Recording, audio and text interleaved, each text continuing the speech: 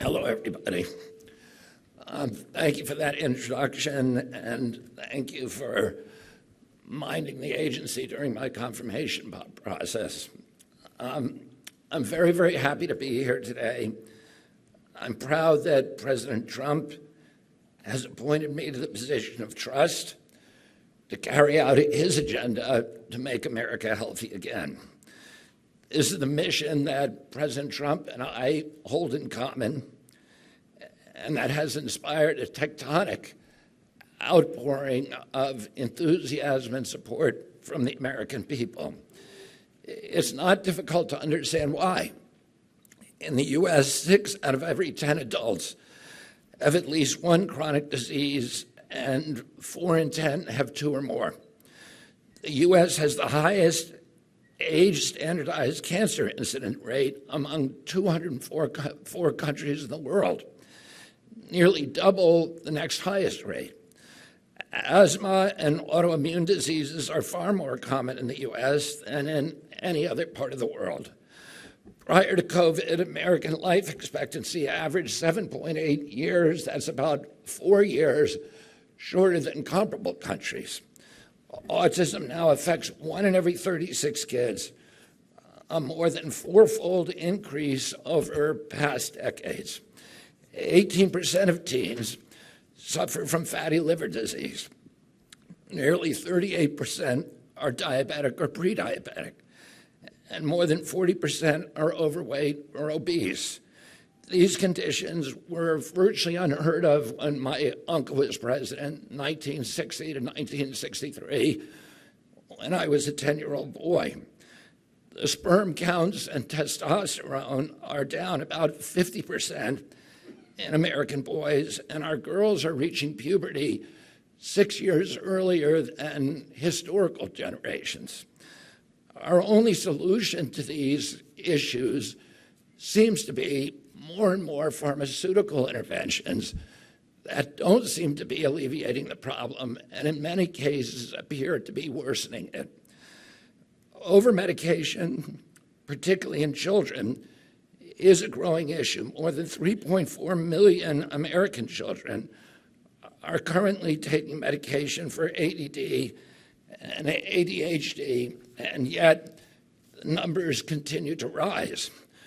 President Trump has asked me to reverse the epidemic of chronic disease. The way to do that is to bring HHS to its full potential as the steward of the American healthcare system.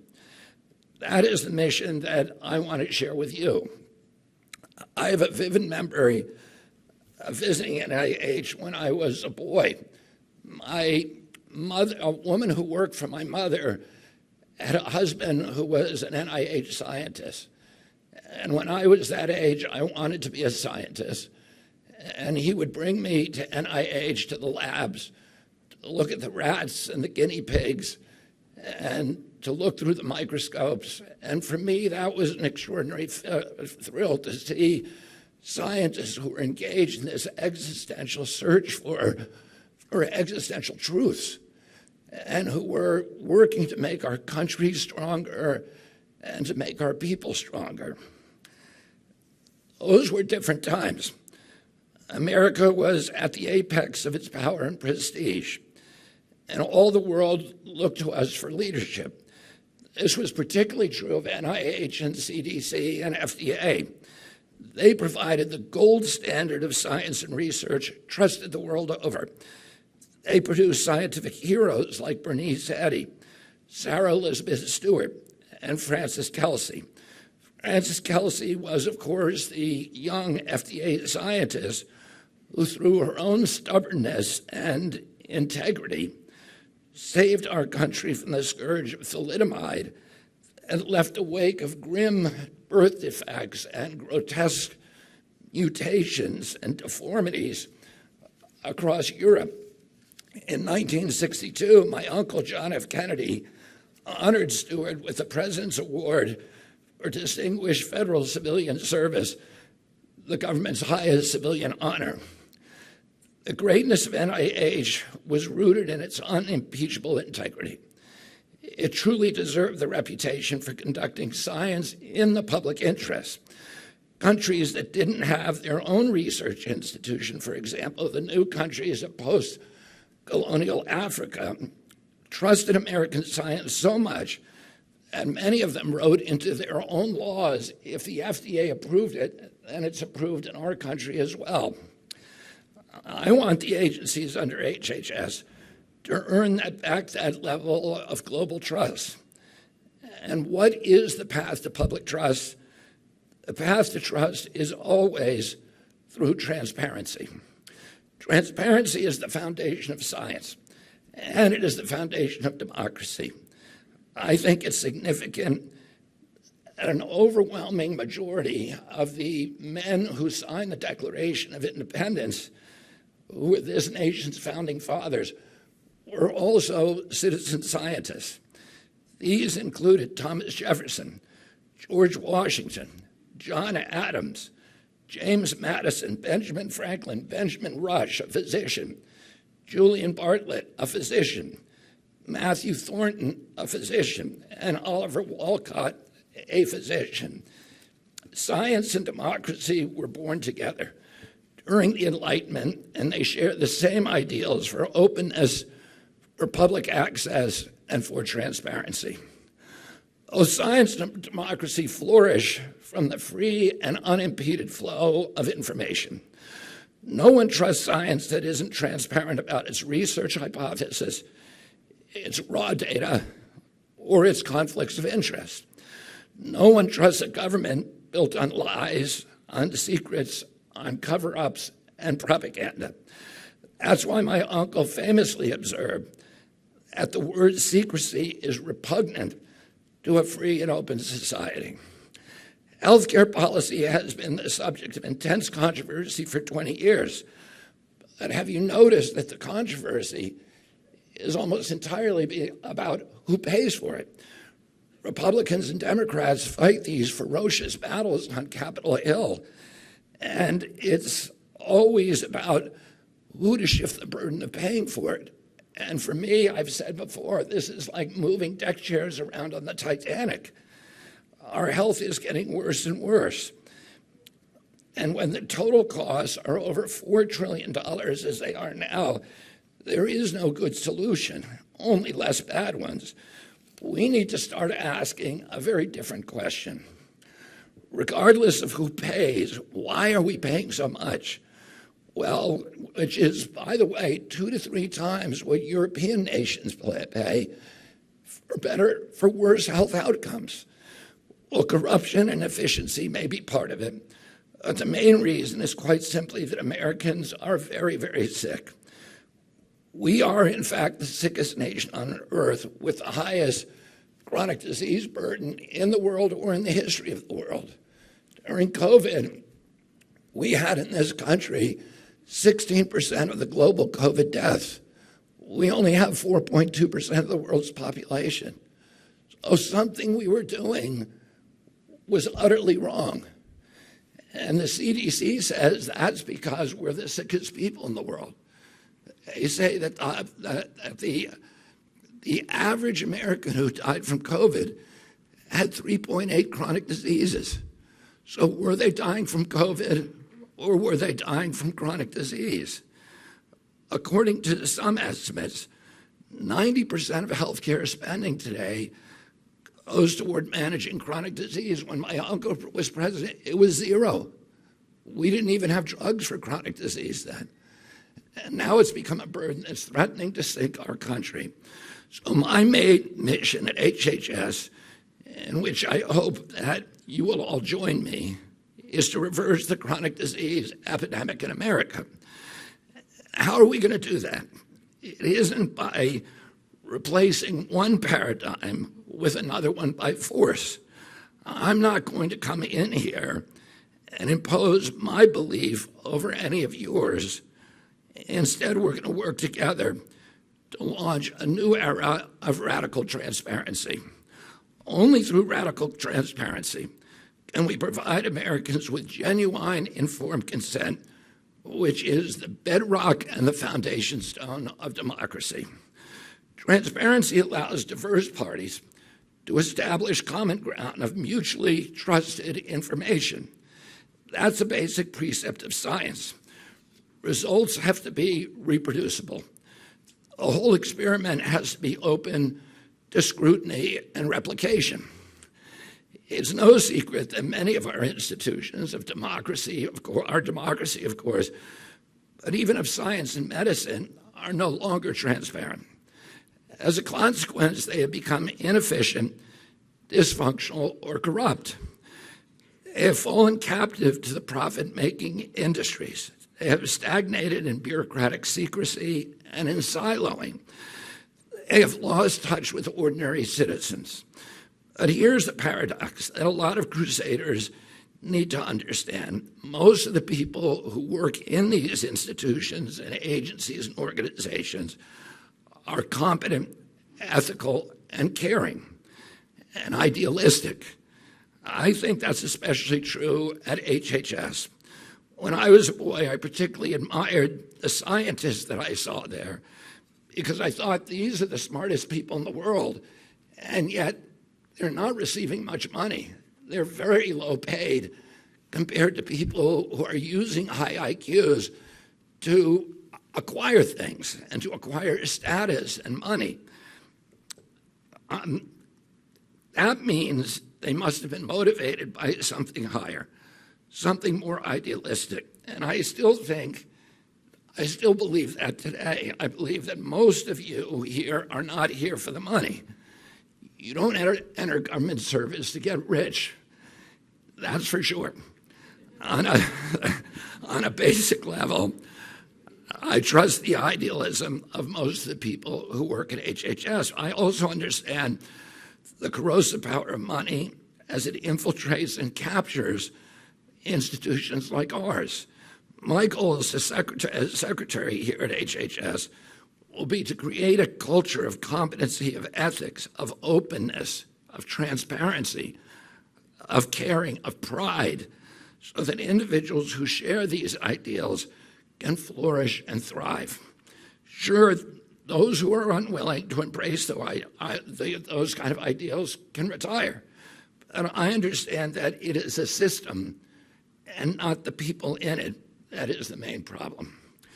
This is how the agencies under the HHS umbrella will recover their reputations as unimpeachable sources of scientific information to guide policymaking, medical professionals, the public, and the whole world.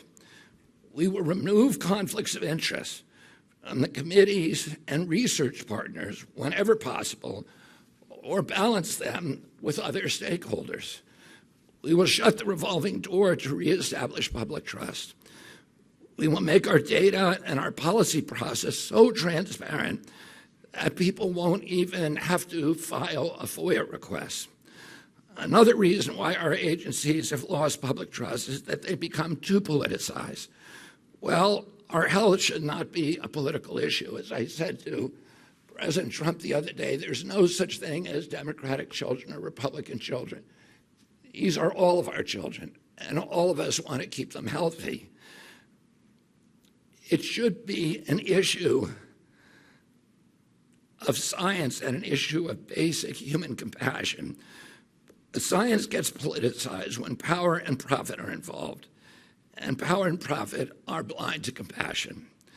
Reducing the influence of money, therefore, goes hand in hand with depoliticizing HHS. I've spoken of science, and now let me speak about compassion. HHS is the home to programs like Medicare and Medicaid, and between them serve over 160 million Americans.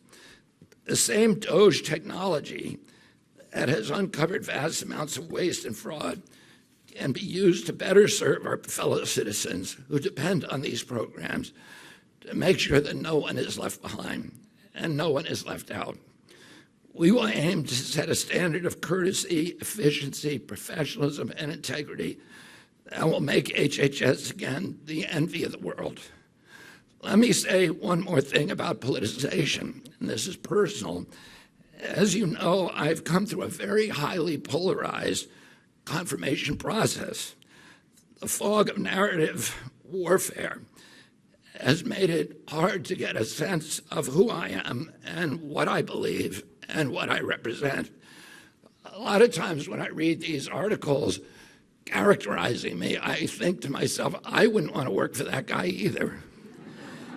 So, since we all are here together, I have a request to make from you, my new colleagues.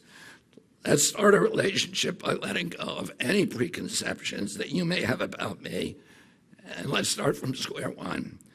Let's establish a mutual intention to work toward what we all care about, the health of the American people. In return, I want to make a promise to all of you. It's also about preconceptions.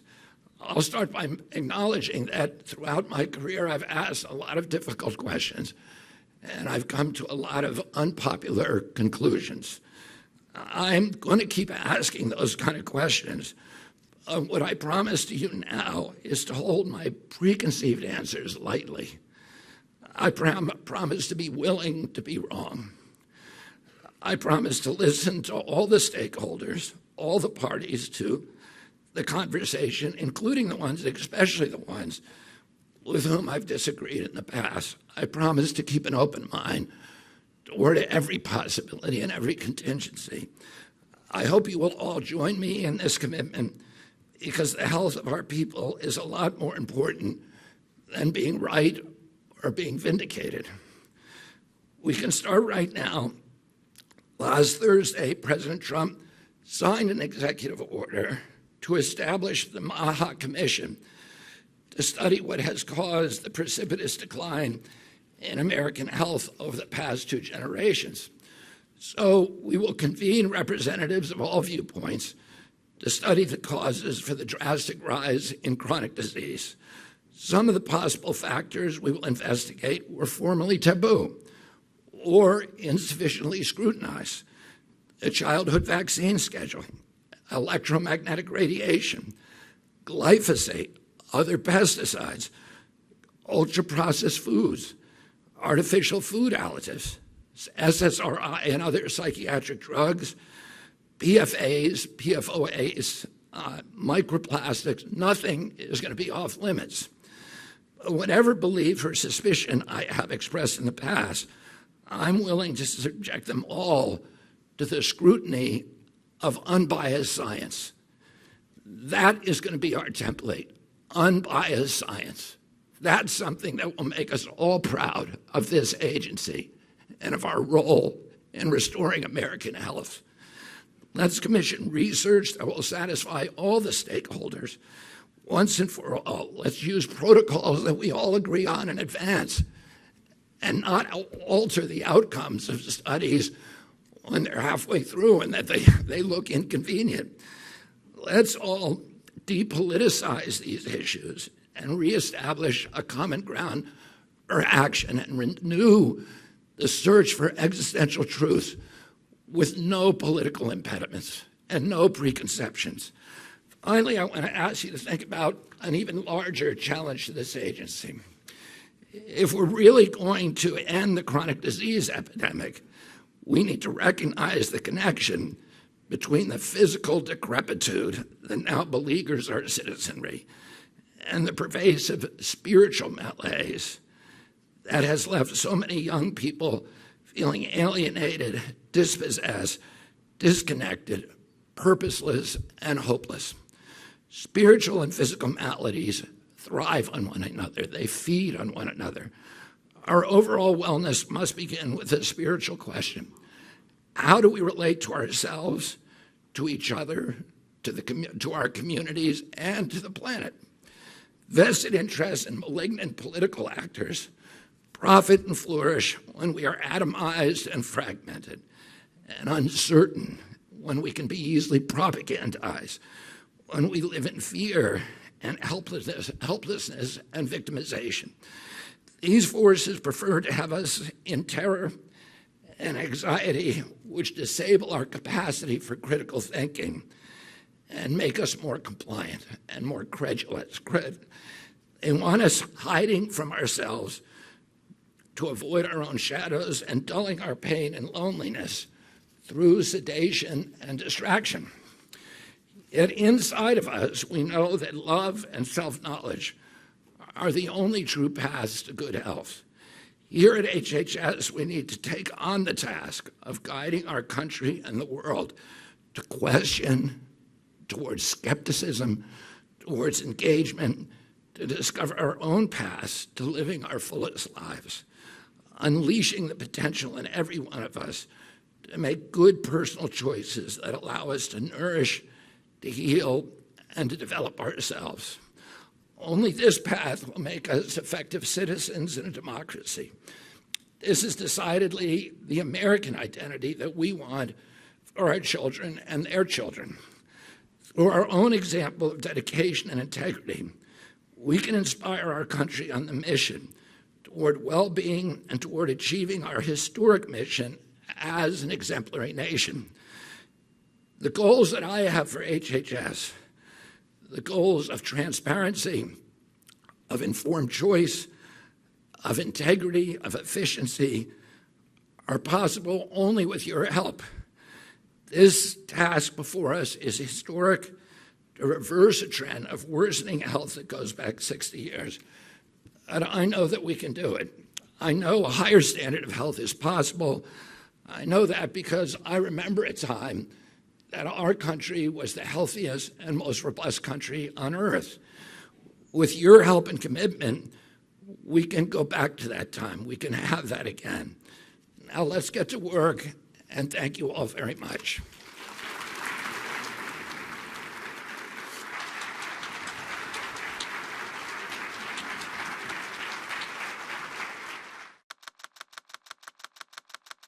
Produced by the U.S. Department of Health and Human Services.